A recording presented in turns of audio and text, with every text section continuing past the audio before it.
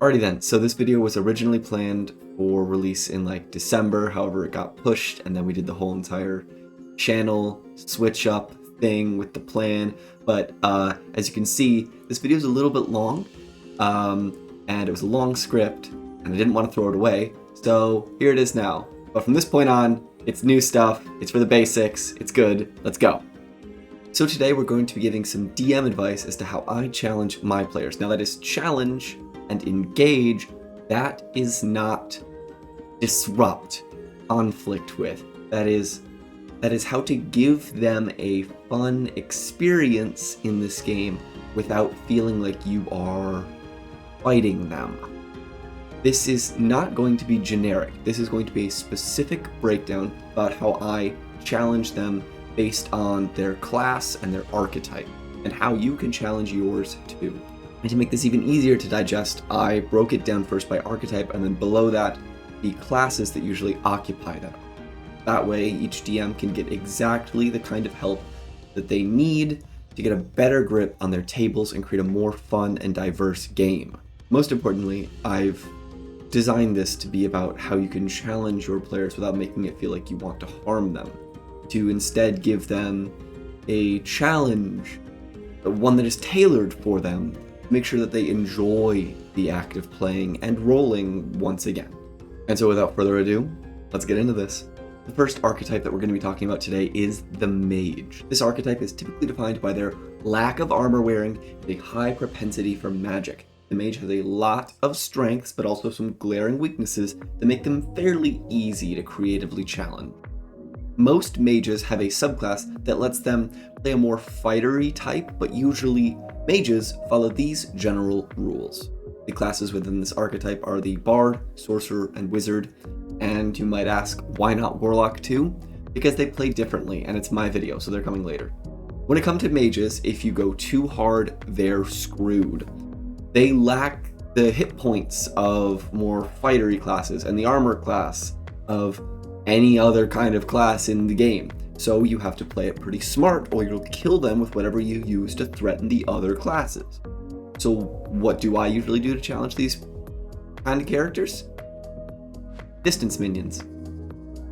No, get your head out of your ass. I mean goons, henchmen, thugs, archers. The more targets, the more spread the mage will have to make their magic, and the wider the net they'll have to cast, meaning they stay at the back, thinking, while the other characters work on the larger threats.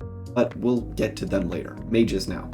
Other ideas for how to creatively challenge a mage are to introduce enemies that have limited magic resistances, or have immunity to very specific spells, or even heal from certain types of damage like lightning or psychic.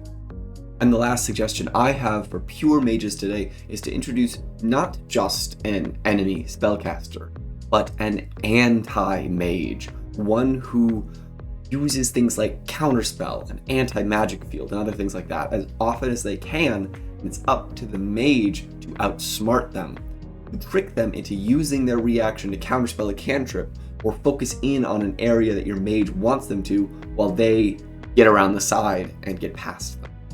What mages are really good at is single target damage, and that's never been more evident than in our weekly game Icarius the Black Between the Stars, where quite regularly our wizards, or any honestly kind of mages, have been destroying the big blocks of hit points that I send at them, because that's what they're really good at doing. They're also kind of known for having a knack at charming single enemies to stop fights from ever even happening. So think lots of little enemies that even if they reach the mage, their individual strikes will not be enough to completely destroy them in one round. That the mage will be able to get out of a situation, but they will have to think very quickly and intelligently to do so. The next kind of archetype that we'll be talking about today is the complete opposite of the mage, and that's the warrior. This archetype is defined by their inherent physicality. They are usually the close range fighters, and they mostly lack spellcasting. They use armor that has big pauldrons, and they're in the front of a fight. The classes that I lump together as warriors are the Barbarian, Blood Hunter, Fighter, and Paladin. The last of which I know is a half-caster, but most of those slots go into Divine Smite, so really they're just big, stick-wielding brawlers like the rest of them. How I challenge these meatbags is by giving them exactly what they want. A big thing they can hit, but I usually twist it. I let the monster fly, I give it resistances, and most importantly, each one has its own little unique thing that makes the fight a little intellectual. Whether it's when the monster is hit, they lose a limb that on the next turn regrows into another copy of the monster, or that it's perpetually invisible, or even that it damages the attacker when they damage it.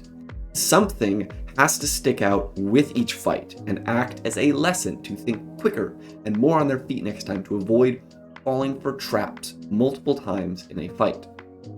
Most importantly, I give them an environment that lets them interact if they need to, whether it's pushing the monster through an interdimensional doorway or dropping a chandelier on their head. They need to be able to adapt. That's what the ground fighters do best. They don't have a spellbook to fall back on, they just have sticks.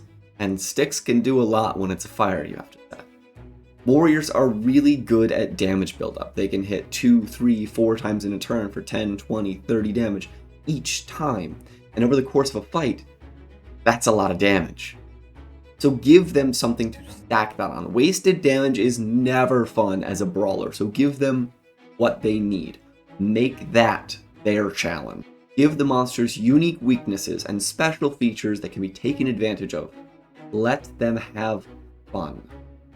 The next archetype is a mixture of what we've already been talking about. Not full mages, nor full warriors, but something in between.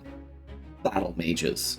These classes have a diverse ability to cast spells, as well as fight close up or at range. They can be built a variety of ways, and depending on the way that they're built, they might not even fall in this group. But typically, these classes are Artificer, Cleric, Druid, and Warlock, as well as any multi-classes that bring in elements of both groups, like Wizard Bloodhunter, which is a combo you can see in our sci-fi D&D campaign, Akari's the Black Between the Stars. That is the second and last shout I'm doing that for this video. Back to today's video though, when looking at battle mages, their most common forms do include a lot of mixed utility. Hammers and swords mixed with spells and abilities that can be used at long range. Their hit points aren't usually amazing, but they're good, and they can usually wear halfway decent armor as well. They are stronger than average as well, with Druid and Cleric being so often regarded as some of the strongest classes in the game.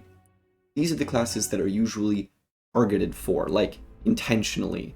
You need to go after the Cleric and Druid a bit to even things out, at least depending on the player.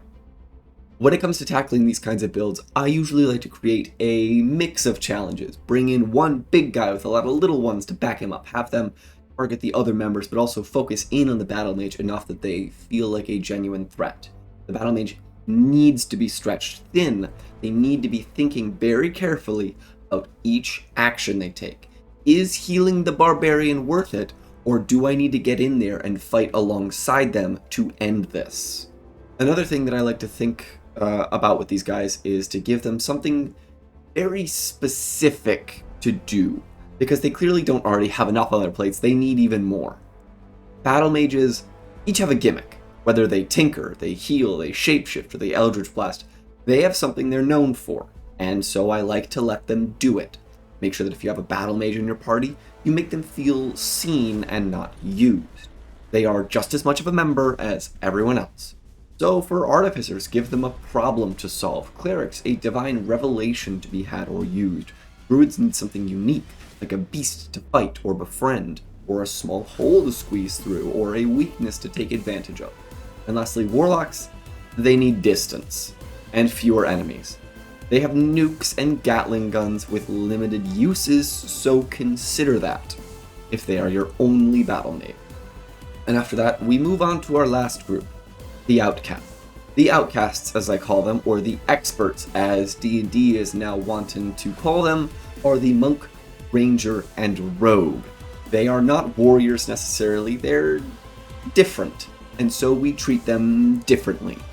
This archetype is defined by their dexterous, sneaky, mobile nature. They use little or no armor, and they can do a million different little things. And if you overlook a single one of them, they might sweep a fight all on their own. Whether it's slow fall, hunter's mark, or uncanny dodge, there is power to be feared here. For countering and working with their abilities, you have to remember what yours likes to do. whether your monk stays a bit more back or runs to the front. If you have a Beastmaster Ranger or a Scout, it could vary very heavily. So, monks usually do lots of little attacks. For that, make a lot of little guys. Rangers and rogues can either do lots of little ones or fewer big ones, depending on their build, and so either challenge them with smaller hordes or mid to high threat single enemies, like warriors. Outcasts are a fun bunch of classes that usually jump to it in combat, and so make sure they're contained, but also free to do whatever they want without destroying your conflict. Let your monk run up walls, and your rogue be inhumanly dexterous with their acrobatics. They need to be the edge, but they also, like the rest, need their own unique challenge, made just for them. Thank you all for watching, everyone. And wow, what a year this is going to be. Don't worry though, we will be back in just a few days with episode 12 of Vicarious the Black Between the Stars, as well as our new series focusing on the introduction to D&D, focusing on what the different dice do, and combat boot camp for what to do in certain situations as a player. And yeah, in case you don't know, we do have a Patreon where you can go over there and join up for as little as $1 a month to get access to early access videos, behind the scenes content from all of our campaigns, homebrew material for your own games, and maybe even join in on a campaign DM'd by me. We also have other social medias, a Twitter and Instagram, and I don't know, they're in the description, and you can go on over here and follow to see what we've been doing in the meantime. Yeah, guys, I think it's time to let you go and enjoy your lives once again. Bye.